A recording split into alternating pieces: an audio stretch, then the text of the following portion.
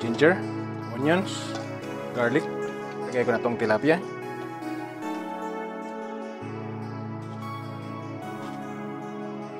Garlic powder, whole black pepper, onion powder, chicken bouillon, apple cider vinegar, okra, talong, jalapeno. Iluto na natin. Tubig. Lalagay ako ng konting sugar. Shake natin para di siya manikit sa ilalim. Sauce.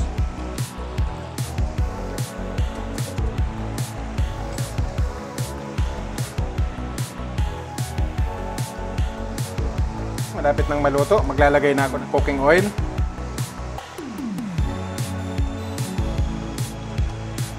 Ayan guys, luto na yung ating paksiw na tilapia.